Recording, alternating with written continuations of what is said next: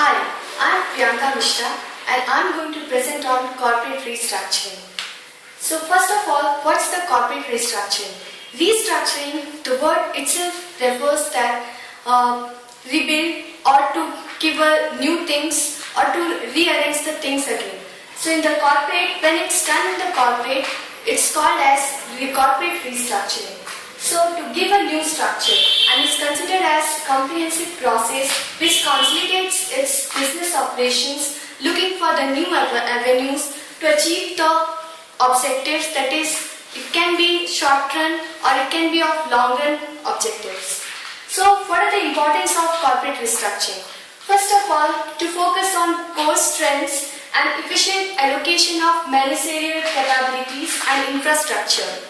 Every company wants that their company should rise and rise. So for their profitability, they used to focus on their strengths and how to allocate the things so that they can improve in that sector.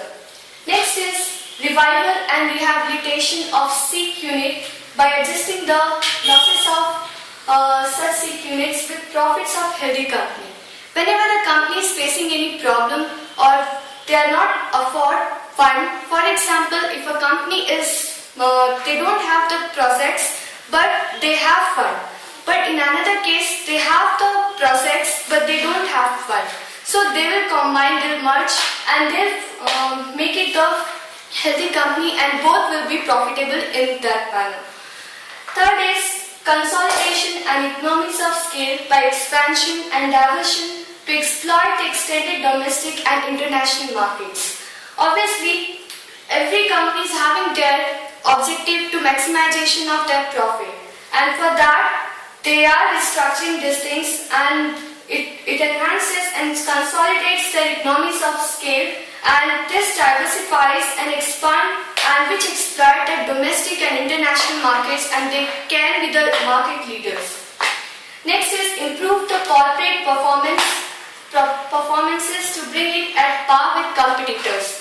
For example, recently we came to know HP and Compaq, they were different companies, but when they joined together, they are the toppers.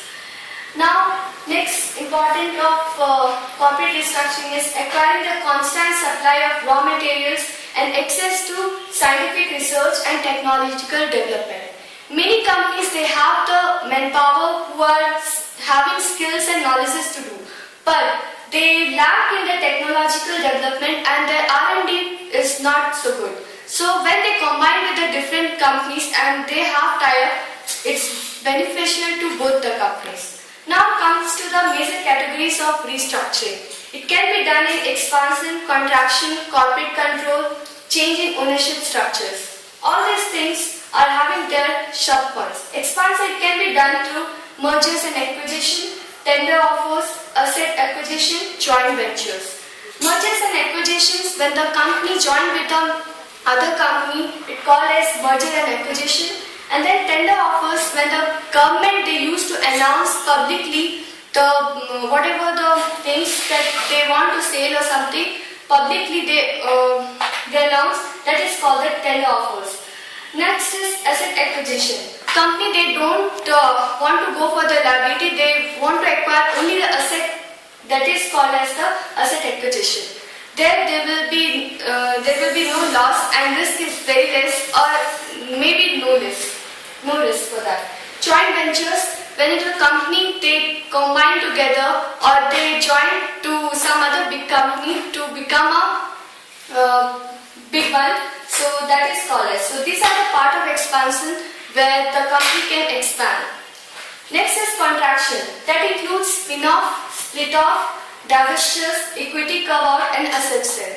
These all are for the selling, means selling the portion of the company, part of the thing to third party to acquire the things. Spin-off, split-off are the part of, like spin-off is whenever the parent company, they form a new existing company and whatever the profits they are gaining, they don't have to give it to parent and they can survive like that. And split-off, when the company sale of department or something, part of it, it's dividing, separating, that is called as the split-up. And divestiture, it's the sale of portion of the part Then equity carve-out and asset sale, where the sale is made out in the form of equity so that it will be forming a restructuring part.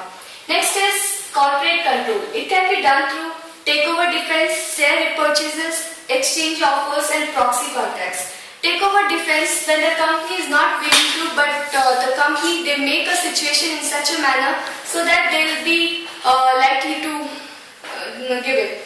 Then share repurchases, company, they repurchase their own share so that they will be in the market. And then proxy contracts, when the management, to have a control on the corporate management, what they do, they tell their shareholders to purchase the shares so that it can be control will be in their hand. Next is change in ownership structure, that can be done through leverage buyouts, junk bonds, going private, ESOPs and MLP. Leverage buyout is that the company, they used to take huge amount of debt and they used to change the ownership structure in that manner. Junk bonds are very risky, but they give a high yield of returns, so most of the shareholders, investor, it attracts investors a lot. Going private, whenever the company is publicly they are dealing, they used to go private and they used to expand themselves. And then ESOP is nothing but the equity stock option which the company they used to provide to their employees to attract them.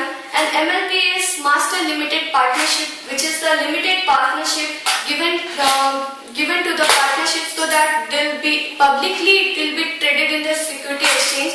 And the benefit part is that they will be benefited by in the tax portion. So in this way, corporate restructuring is one of the major thing which the companies are following to move forward and to check their gain or the values, whatever they are getting, and if they are getting the profitable things, then only they are moving forward in the business and all. That's all. Thank you.